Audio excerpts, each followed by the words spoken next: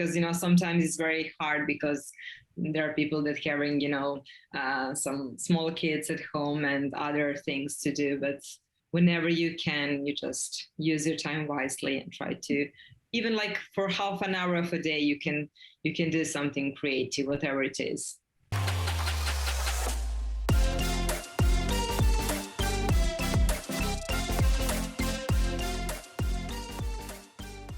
I'm Amanda. I'm Miranda, and this is Not Your Granny's Quilt Show. Oh my gosh, you guys. On today's episode, we get to interview one of my most favorite people in the quilting universe. Katarina Roccella was so gracious to join us, and we cannot wait for you guys to hear this episode. So jump in and enjoy. Hey, everybody. If you've listened to our podcast before, you know that Amanda and I have always talked about how great Instagram is with connecting quilters with quilters and introducing us to some of our favorite designers and quilters that have really become kind of celebrities to us. And we just really admire them and idolize them in some ways.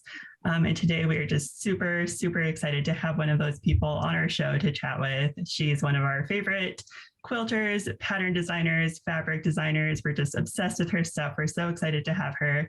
Katarina Roccella, thank you so much for joining us today. Oh, thank you so much for inviting me and for such a beautiful introduction. And actually, I feel pretty red in my face and blushing because all those words that are kind of like really, really big.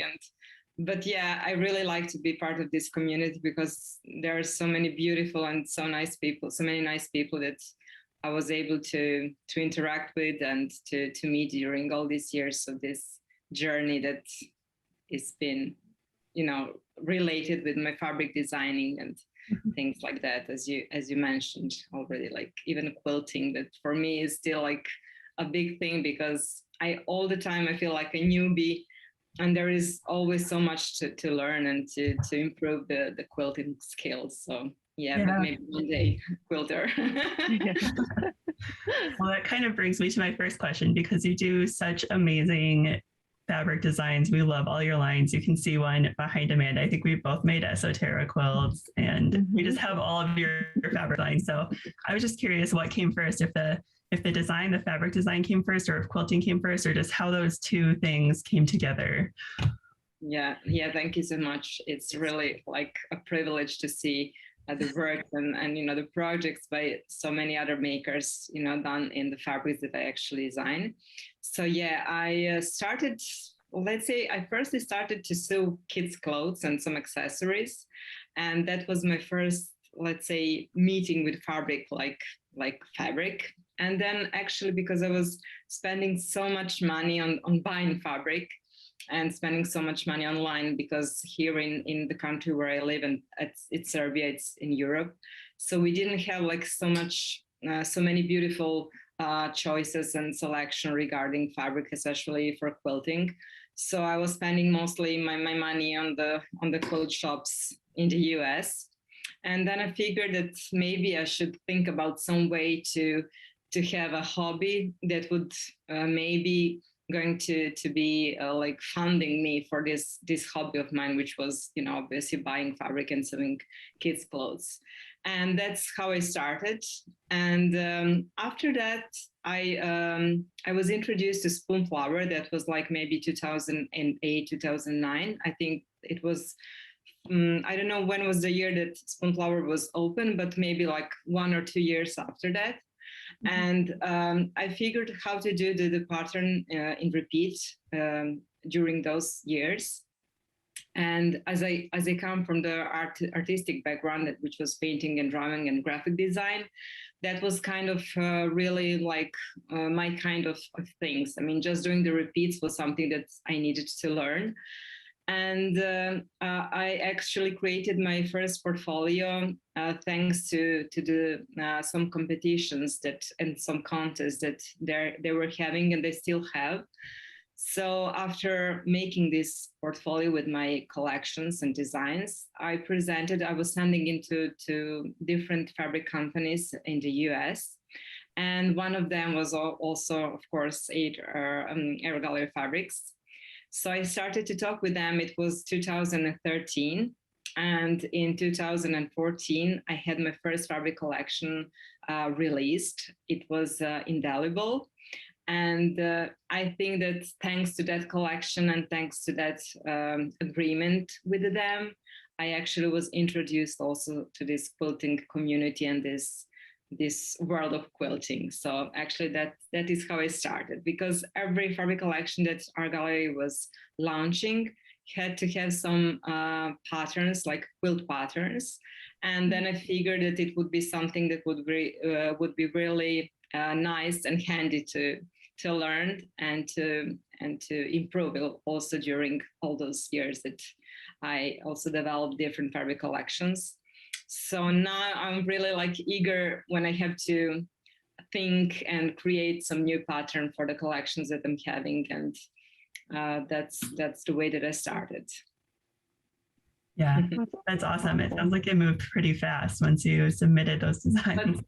But if you look from 2014, I mean, it's already 7 years. So yeah, it is like kind of also quickly, but on the other hand, not so much, because I had like 20 collections now, and I had really so many months, to learn and to improve my skills. And now I'm very passionate regarding, not quilting, because quilting is something that I would love to learn to quilt like much better and more. But as I have just, regular home sewing machine, so sometimes it's like a struggle. So, but I remember that back to 2014 when I actually went to my first quilt market, and when I saw so many amazing quilt designs and quilt patterns, I was a little bit ashamed, because my first quilt pattern that I made, it was Rastrum, which was actually featuring my Indelible collection, was completely pieced on the serger. So Oh my gosh, that's so funny. And actually, there were some quilters that came to my booth, and I was talking with them, and they realized, of course, I mean, I didn't even have to explain, but they were able to see that, and there were like jokes. They were making jokes about the quilt police that they're going to catch me, because of using serger, during this particular piecing things. So but I mean, from that till now, I mean, I learned so many things and so much. So I'm kind of really, I would love also to learn some new quilting skills rather than just some scrolls. I don't know how it's the name, just some free motion quilting that I'm able to do, just moving my hands around the fabrics and sandwich, or just the straight line, something like that. But there's time, so hopefully maybe I'm going to be more proficient in that one. That's a whole different skill. Yeah, of course. I mean, I remember when I visited the first market, there was a lady, Sharon Chambers. I mean, she's like a master quilter. And when I saw the work that she was doing, I was completely amazed. I mean, that was like completely another dimension, such a detail and such beautiful, beautiful work. So, but it's like another art skill. Yeah, it's different for sure. And it takes, hours and hours of practice to, especially the free motion, long arm quilting and all that. It's definitely a different skill, but that's cool. I mean, it did go fast, because within 7 years, you now have 20 fabric collections. So that's amazing. It really is. Yeah, I think that I was really lucky to be working with our gallery fabrics and to be able to do so many different fabric collections. And I mean, I'm always inspired with something else. There are so many things and so many different things that you can be inspired with. So I hope that even in the years that are coming, I'm going to be inspiring others, with the designs and the things that I'm going to be able to create, hopefully. So but I'm really, really very proud of what I created since now. And there are really so many nice fabric lines and designs that are actually even nowadays actual, and they're also reprinting, which is another, I think, very good thing for the quilters and people that are still looking for some piece of fabric that they used like several years ago. So yeah, that's a great sign. That means people are just looking for those fabrics. We love all of your fabric lines, obviously. I was going to ask you if you have a favorite line, or maybe one that's just like nearest and dearest to you, and why. That really is a tough question, because with every fabric collection, with every even fabric, a quilt that accompanies the fabric line, it's always the last one that I create. It's like the most favorite one. So I think that now 20 is my favorite. But if I have to have like from all the past collections, one that is in a way dear or precious to my heart, it's the Recollection, which was actually my second fabric line. And because the heritage and my home country takes, like, say, important role regarding the inspiration behind the line. So maybe that's also regarding the quilt patterns. It's when I actually came to me that I can do many different things other than some, like, house square triangles, which was actually the block that was the basic block that I learned to do. So yeah, maybe that one was something that was still in my heart and still very dear to my heart. Yeah, I love that. I've talked before about how the first like 10 or 20 quilts I made were just all half square triangles. And I was like, this is just what I'm going to do. This is the only block I'm going to make. That's it. Yeah, but I think that you can do so many different things regarding, designing using only house square triangles. It can be so different using in one way or in another. So that, and I think that also strip piecing is something like a technique that I actually like to use in my quilts, because it gives you, like, in a rapid mode, it gives you like a block or fabrics that are assembled and cut, which actually I think that the trimming part of the blocks is the part that I hate the most, because it takes more time than even the creating process. So that's the part that I would like to avoid. And when I learned about the tube quilting technique when doing half square triangles, it was a moment that was really also important for me, because that's where the trimming part is not necessary. So I think it was very like a bold moment in my career, let's say. Yeah. I love discovering those quilting shortcuts, anything to make it of course, faster and easier. Yeah, because time is always so precious when you have to create so many different things. So when you can abbreviate some of those levels, it's important. Yeah. Well, the patterns that you create are amazing. I mean, the one behind Amanda is just so cool. It's such like a different and unique pattern. I would love to hear just how you like come up with these patterns and what your process looks like. Yeah, thank you so much. I'll try to let's say be inspired by the fabric line itself in order to create a pattern, because not every collection can be done in every pattern. For instance, I mean, that collection that was actually post-cage, the one that was made Travaya pattern for, it had only 12 quilting cottons in the collection. So I was thinking about what was the best way to use these 12 prints in a way to show the whole collection nicely. So I came out with this. Actually, it is done with only 9-inch square 9-patch blocks. So I think it was showing nicely the prints from the collection. And for instance, now that I had this 20 fabric collection, which actually has 20 prints in the collection, and they're very like toned. They are, let's say, more tonal like a collection. So it was very inspiring to think about the fabric pattern that would actually have all these tones grouped in a pattern. So that's why I came out with two patterns. One is a vibrato quilt pattern, and the other is Kalim. And actually, the Kalim quilt pattern is something that came out from, as I mentioned, Recollection collection before. I had a pattern that was featured for that collection, and that was Cubeta. That was like a Kalim inspired block with nice diamond pieces all together.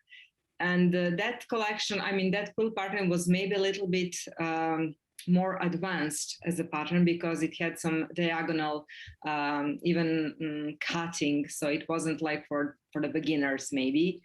So with Kalim pattern, I wanted to improve the things that I didn't maybe done so easily in the Cubeta pattern. So that's when Kalim pattern was born.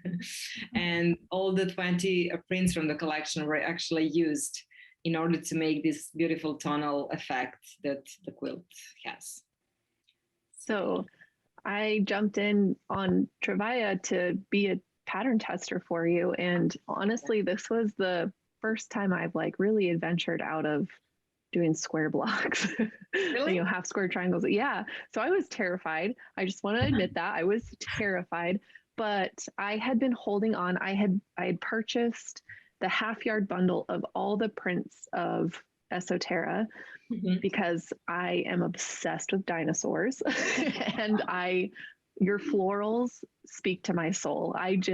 There's something about your art that just lights my life up. And so I was like, I have to do this. I have to. And I just feel like it was the perfect way for me to showcase all the fabrics in that line and finally get to use it. And then I also helped test vibrato, but all I did was a block, but that would have been perfect for Esoterra as well, because there's so many prints and I did actually use Esoterra. So that was really fun to be able to use it again. And to be able to pull all the different prints from a different collection, even though it was intended for 20, it's just, all your stuff is just so amazing and beautiful. And I just have to say, like, both vibrato and is it Kelly? Yeah, it was because Kalim, so not to say just because when I explore, let's say, the hashtags for the quilt pattern, I like to use something that wasn't used, before. So that's why maybe the names are some kind like weird or not so like normal. But I like it because of let's say my husband is Italian, so sometimes I have these Italian, words that I like that some kind. And sometimes they just sound nicely and like more proper than some, English words. And, they can be more specific. I mean, Kalim, it's Turkish word, but, because kilims are, major for Turkey and, from like the history of making kilims and stuff like that. But I have to say that you made such a beautiful work with my Travaya quilt pattern that is just, behind you. Thank you. I just like how the Esoterra collection also, because it has 20 prints in the collection, so there are actually so much more possibilities to work with these prints. And actually nowadays collection in the art gallery fabrics, they have 16 prints, so sometimes it's a little bit more difficult to interact and to choose the prints within just one collection. And with 20 I had this opportunity because the name was 20, and I just said, I don't want to have like blenders. Not blenders, sorry. The other,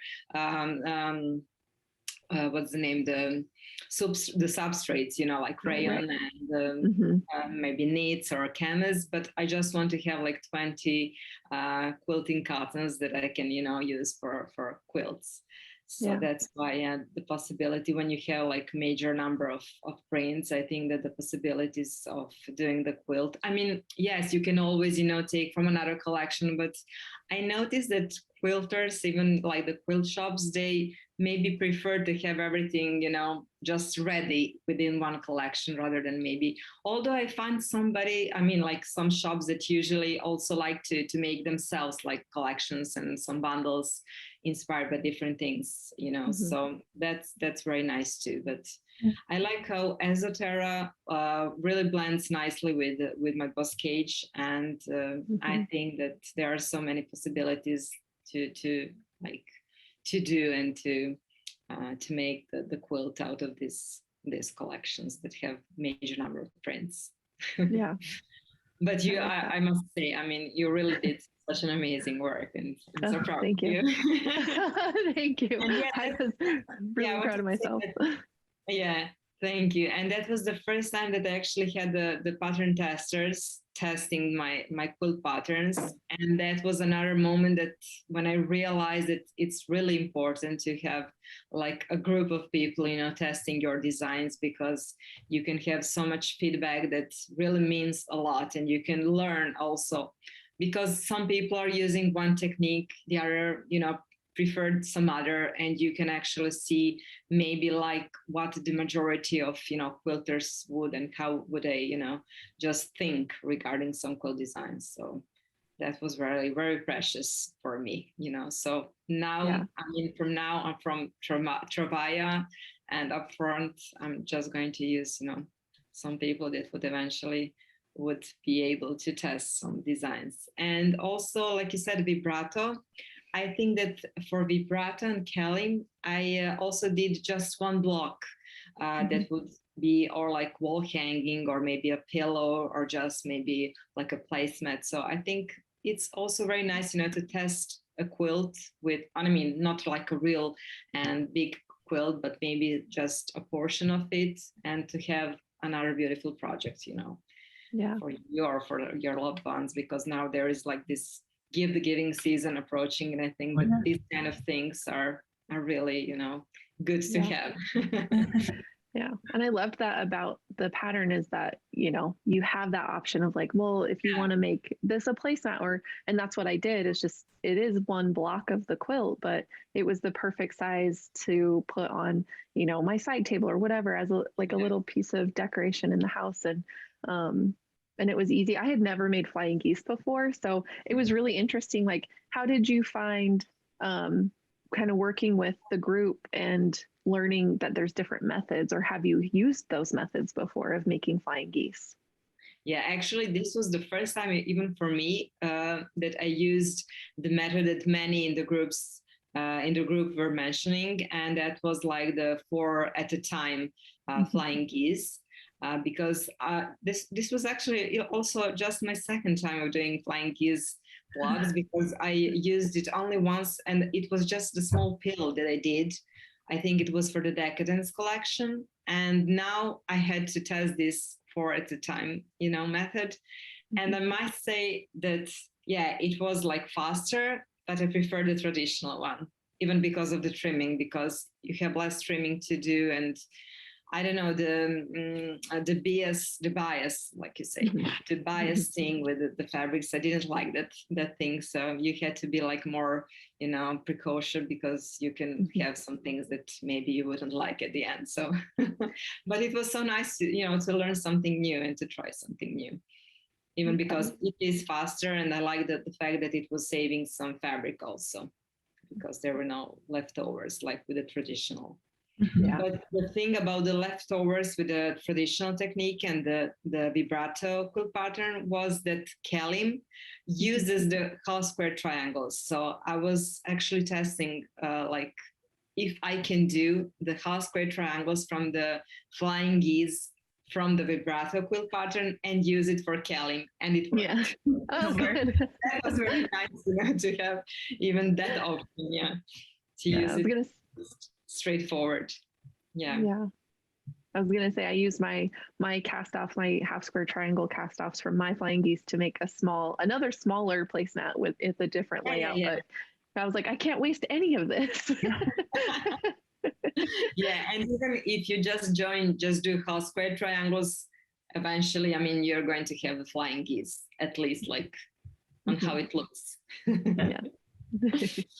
Yeah, which was nice. Yeah, I know Amanda bought Esoterra years ago and held on to it for so long, just like waiting for the perfect project and trying to figure out what to do with all of it. So, and I love that. I love that when you do one pattern, you have what you need to make the next pattern. So that's great. Yeah.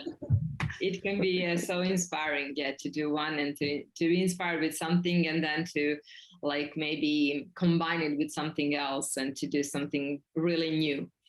So yeah, many quilt blocks can be, I mean, combined and make something really, really unique and original at the end. Yeah. And I certainly appreciate your fabric lines that have 16 or 20 patterns in them, because there's definitely some people that can pull together and like curate their own bundles. I am not one of those people. So I love to have just a full bundle with a bunch of different options that I can play with. Yeah, that's nice. I mean, I like, and I really sometimes I'm so surprised by, some people that are making these kind of really unique bundles and, like very creative choices. And I always wanted to, like, after cutting, one new collection, to cut some smaller pieces of the fabric and have it like, somewhere just, beside me in order to be able to combine and to make like new bundles and have this kind of possibility. But I don't know if I'm lazy or there is something else, but I never did that. And, now that I have 20 fabric collections, I'm regretting, because it would be really, nice to have some to pull and to combine maybe some from the first collections with these new ones, even because like I said before, they're also, still available. And that's, really nice to combine and to make some new bundles and grouping. Yeah, well, and I feel like a lot of your lines do combine together pretty well. So that's amazing. Yeah. I mean, everybody that creates, they have some preferences regarding the colors.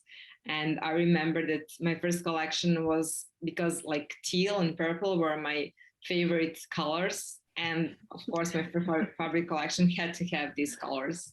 Yeah. But we cannot just be repetitive in what we are, offering to and submitting to our fabric art directors. So we have to change, and sometimes we even have to go out from our comfort zone in order to to offer something new that would be interesting for many people that maybe don't like teals and purples. So yeah, but it's nice just to see sometimes you have some happy accidents with color matching that you weren't even expecting, but yeah, it's also very nice to have this possibility just straightforward, within one collection. So I think that 20, there are really, really nice, potential for doing this kind of, even, changing and choosing between different prints without, using entire collection, but also, that you can just use even entire and you cannot go wrong with choices. Yeah. That's so great. I love it. It's so beautiful. The colors you chose for that, the palette of 20 is just, it's different, but it's also just, it's so beautiful. And it's you. Like, I wouldn't look at it and think, oh, that's some other designer. It definitely has your mark and your style. So I think even with the different, maybe different color palette than you would normally choose, or isn't necessarily your, favorite, it still is so beautiful. And regardless of them being my favorite colors or not, like I would use every single one of them. So thank you so much.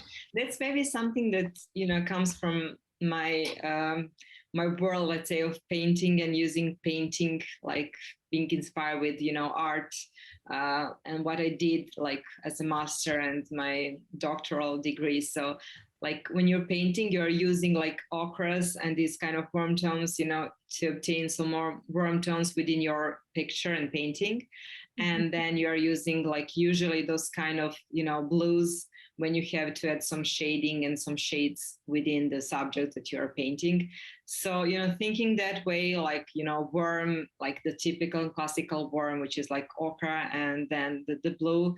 So then I had to develop, entire story, just around these two, let's say, colors and shades. So yeah, it was very interesting. I love that. That's so and cool. Then always there is, the collection that you're going to find from my past designs and collections that is going to be blending and matching even perfectly or nicely. So, and I think that with Fenty collection, there are so many hues that you can, implement and use for the home decor and, for the, your home, because I'm rarely using, I like, for instance, when I see so many beautiful people using like, rainbow kind of, coloring in their styles. But for me, for instance, if I have to picture something that is made for my home, I would never use this kind of, coloration. So maybe this kind of the blues and, ochres are something that is maybe more like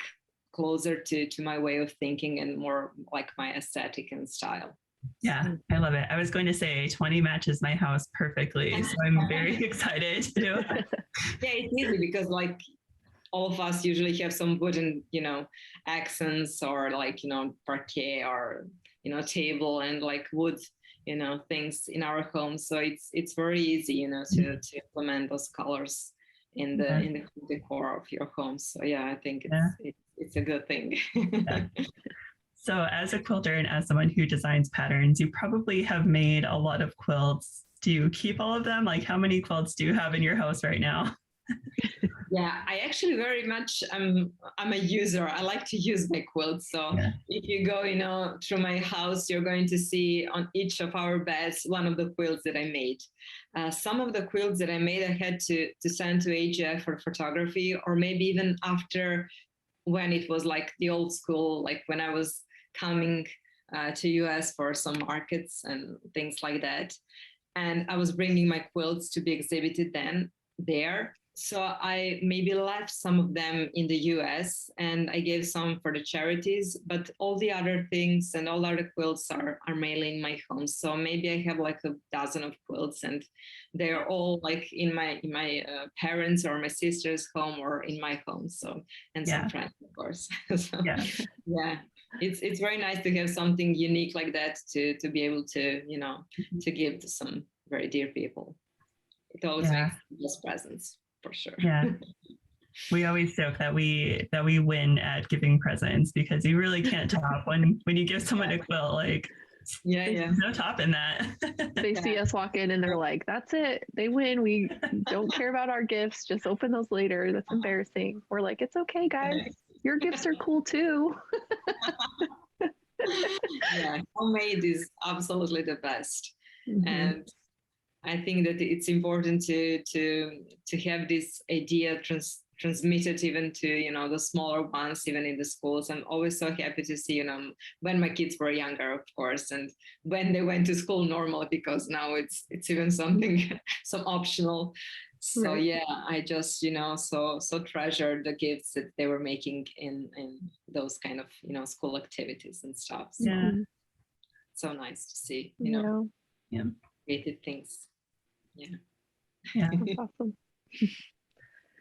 So which one of your like quilts or projects like was the craziest or like hardest for you, and what did you learn from that process?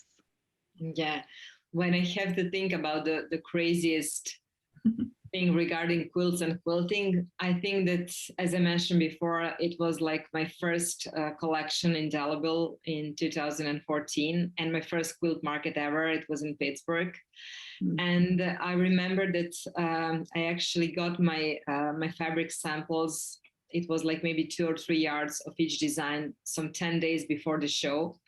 And I had to prepare everything, like from the quilt to, home decor things, that was pillows, and then, so garment and some small accessories. So everything in the 10 days of time, and it was madness. I remember that I wasn't sleeping for a few days, that I had a friend coming to my home because I couldn't use nobody, outside, because I just had that limited collection quantity of fabrics available. So I just had to do it all by myself, and that friend of mine that was coming to my home to help me. And it was the craziest thing that I remember that the last seam that I did was maybe 2 or 3 hours before packing my suitcases and going to to go on a flight to US. And I remembered that I was sleeping in the airplane because I was so tired. And everything that was happening for those few days that I was there was really, really crazy, and so many people, and interactions and classes and everything. So that was maybe really the craziest thing that I ever did, and that I sew for so many hours. And I remember even that I had a problem with my sewing machine because just when you need it most, something happens. And but at the end, after everything was finished and done, I felt like really so relieved on one hand, but also so accomplished, because I did so many things, in just, small amount of time. And that was really, very, very good to learn and to have as, a part of my life and experience. Yeah, that's awesome. Hopefully it's gotten easier since then. Yeah, of course. I mean, it was just, that period, because it was like the first time. So I had to do everything by myself. And, nowadays, I mean, unfortunately, there are no quilt markets held yet because of this pandemic and everything. And I'm really hoping, and I'm looking so forward, for the next possibility and for the next show to be hopefully held. But I mean, let's see. Yeah. It's always so questionable. Everything's up in the air. Yeah. But I'm happy to see, I think that the festival is just, maybe just at the moment held, or I remember it was like the last days of October. So it's nice to see that even that part of the exhibition is actually going on. So it's really something. It really means, to be, because it's different, of course, when you met and when you meet people in real life and, like face to face, and it's completely different than, doing like online things and stuff. Definitely. Yeah. Hopefully soon. Someday. Yeah. Hopefully. Yeah. Well, do you have any advice or tips for like new quilters, or maybe people who are looking to get into things like pattern design? Yeah, I think the practice and challenging yourself with some new things and some new skills is always like a must, because without hard work, of course, there are no results. So I think that whenever you can, if you can join some classes, because there are so many even free classes and free meetings and free stuff that you can do and learn. So just take advantage of these things and try to learn as much as you can. And I think that's basically regarding everything. I mean, even for the pattern design, for the even drawing, painting, and everything, like fabric related, because I think it's everything. It's just the hard work and the skills that you gain over the years. So actually practice and that's pretty much all. I mean, nobody's born. I mean, yeah, there are people that are talented for certain things, and that's really something. But without the hard work, I think talent is nothing. So yeah, just give yourself, a push. Yeah.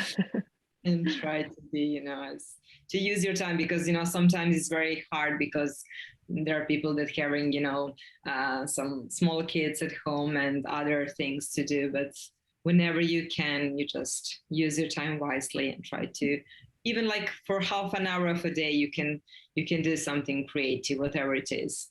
So yeah, for sure.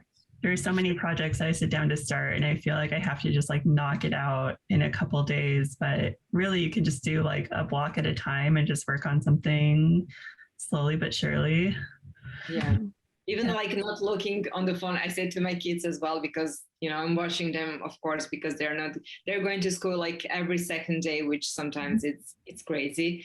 So I just stumble across and see them on their computers, on the mobile devices for so many hours, because they are like interacting like online and stuff. But I know it's not like that, because they're watching and looking like Instagram and stuff that are like more interesting than it's just stuff.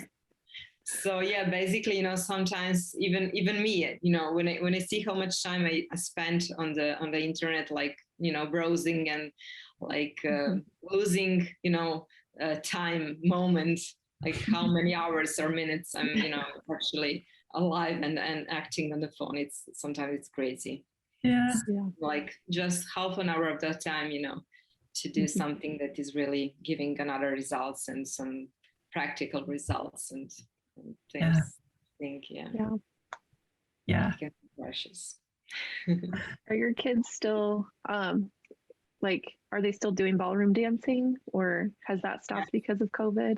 Yeah, no, there was the period, like it was like maybe a little bit more than a year ago, when we were in quarantine, and so they couldn't go to their classes, but it was like maybe for 3 months. But after summer, they regularly started doing their lessons and classes. Regarding competitions, it's not like it used to be before, because they were having some international competitions, and even though they still have, but people are not like eager to travel, even because you don't know what to expect, and there are some regulations regarding some countries that are changing like on daily basis, so it's not really easy. But yeah, they're still they're still doing it, and they're still dancing, and it's I love that. really much good to see them improve their skills as well. So yeah, That's so great. That's such a unique hobby or sport for them to be part of. That's so cool. Yeah, of course, I'm so happy about that. Yeah, and they're having so many friends gained to this kind of classes and activity. I think it's very unique and special. Yeah, awesome. Yeah. Well, I think we've reached the end of our questions. Yeah. Well, we have some rapid fire questions that we'd like to ask every guest. Okay. So we can start with those. So you don't have to like fully explain your answer. You can just say yes or no, or you can explain if you choose. But our first one is, do you sew over pins? Like if you pin your blocks together, do you just sew over the pins? No, I'm afraid that my needle would be broken. So no, absolutely no. And I remember also that, I'm using very much the clover clips, and I think they're very useful sometimes, just not for like placed in the middle of something, but for the edges and stuff like that. They're very useful instead of pins, and they're less.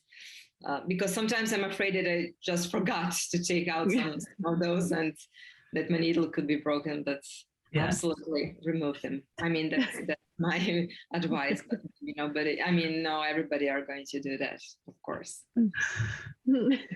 Some of us remove them and some of us don't. Okay. I'm on your side. I'm always taking my pins out. I do sometimes, just not all the time. Okay. Until you have good, experience with that, and until nothing's happening, it's good. But I wouldn't like to be the one that, because I had several moments, with some small injuries during sewing. So that wouldn't be one of those. But I'm always afraid that maybe it can, cause some things. So I don't want to play with that. Yeah. That's funny. We have sustained some quilt injuries also. I always say when I give a quilt to someone, like, there's real blood, sweat, and tears in this quilt. So we bleed every day. Not a fun fact, but yeah. You have to be, Are you our next question, do you trim your threads off the backs of your quilts before you get them quilted? No, I try to use, I try to do that during quilting because I like to, when I have something going on, then I like to do like maybe a few inches after, and then to stop, then to look at the back and actually, fix the threads, because I forgot that, I'm afraid that I'm going to forget if I just leave it, that in that point and at that point. So yeah, I like to. That's how I am too. Interact as quickly as possible. Yeah, like gotta get all the threads, clip them off. Yeah. All right, next one. Do you square your blocks before you sew them all together? Yes, I like to do that because even I learned the harder way that it's something wise to do. Because otherwise you're going to have some results that are not going to be so, desirable. So I like to square, I like to trim, and I like to do my pressing, like the open pressing, for the seams. Because that was our next question. Oh yeah, no, yeah. Because I had some, even with the half square triangles, I think it's a must, because if you just press them on one side, then when you join, even because when you have the smaller like half square triangles, and when they join, those angles are going to be really, really messy and bulky. And when you go to quilt over that, it can be like a struggle. Oh yeah. Even like the needles broken and stuff like that. So I really warmly suggest, just to press open the seams. Yeah, Miranda. No, I can't do it. But if you try. I do it. She doesn't like it. Yeah, but before that and prior doing like a pressing with the iron, I always finger press my seams open, because I think it's given the best, even because of the crease and everything, it's going to be just nicely and evenly if you do it with your finger before and after with your iron. So I think it's really important. And I saw the results. So I think everything it's after, some things you just learn the harder way, let's say. So for sure. Yeah.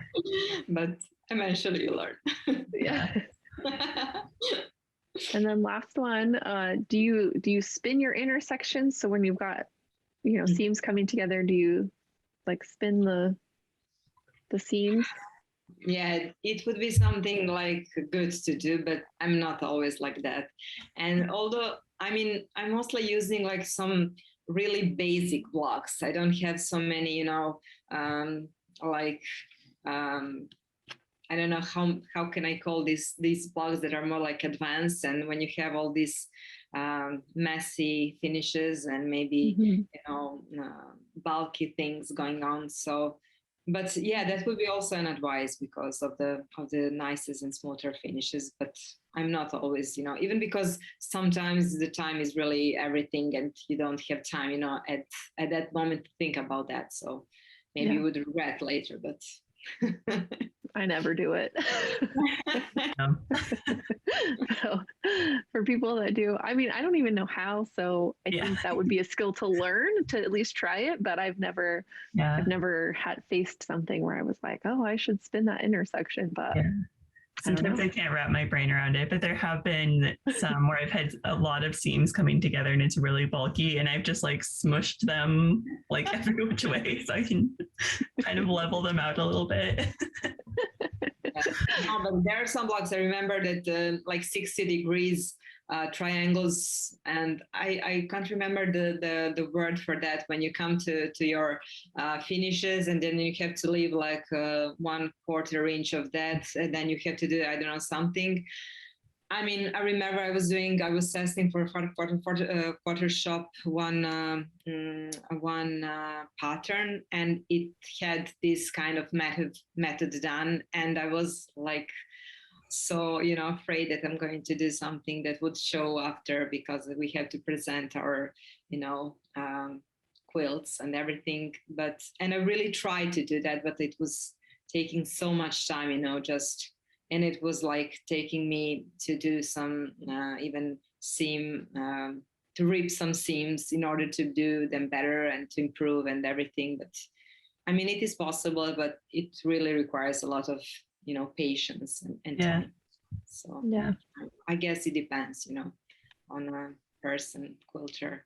Yeah. Awesome. All right. Well, this has been so fantastic. Thank you again for joining us. I've just loved hearing from you and your stories and your inspiration. So great to be able to talk to you in person, someone that we've admired on Instagram for so long.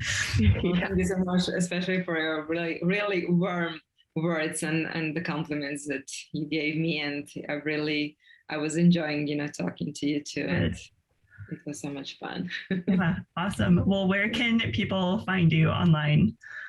Yeah, usually I'm more active on Instagram than on the other social media. So lately I'm even trying to do some more posts on my blog that was really neglected over the years. And now I'm trying to come into the, swing of things again. And because it's really nice to have so many things at one place. And even my website, it really needs some really maintenance and cleaning and, revamping and everything. But as it's a lot of work, it's something that hopefully I'm going to do, at the end of the year or something like that. But yeah, usually my Instagram is something that is up to date. Yeah. Yeah. Well, we'll definitely link that for our listeners so they can find you. Mm-hmm. And is there anything that the community can do to help you out or offer some value to you? I don't know. I really like to hear, from makers and to see so many beautiful projects, done by people. And that's really like the most precious part of this job, to do the designs that will inspire others and that they will be able to use them like in a very not specific maybe way, in some new way. Then I really like to see their projects, and I always cherish, when they can tag me and, let me see their work and their projects. So please do that. Okay. Well, great. All right. Thank you so much again for joining us. And we're looking forward to your future projects and anything else you have to share with the quilting community, because you've been a huge inspiration to us. And I personally am super excited to see what you do more in the future. Yeah, thank you so much. I'm already working on another collection that is going out in January, and that collection is so different than, because every collection, that goes after one, I try, to be something and to do something that is like new. Mm-hmm. And I'm hoping that, with that collection, because it's something that is travel inspired, and because we are so looking forward, to see beautiful places and to have, adventures of traveling and visiting some new things and meet mm-hmm. new people. And that's what I hope to do with this new collection that is coming out in January, to inspire others to let's say, travel through that collection if they're not able to do that like in real life, which, is done due to this situation. But I really hope and looking forward to travel again and to be able to live like normally the way we did, before. Yeah. I love that. I'm so excited to see that new collection. Yeah, we do. Like, what? More fabric? Yeah. Great. Yeah, thank you so much. And I hope that you're going to like that one as well. Oh, I already know that I am. So yeah. For sure. Okay, thank you so much for having me and for chatting, and hope to see you on the other side. Yeah. Of course. Thank you. Thank you. So bye. Bye. Bye.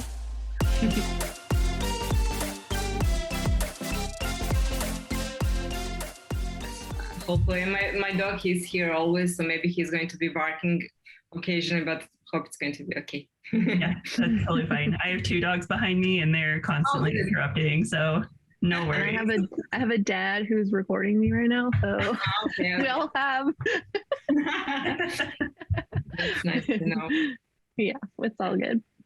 Okay. Dad, say hi. Hi. Oh, he's coming around. Nothing better to do. I know. This is my dad, Chris. Oh, hi. Katarina. You're so young. You're young. Yeah. Yeah. Bye. Bye.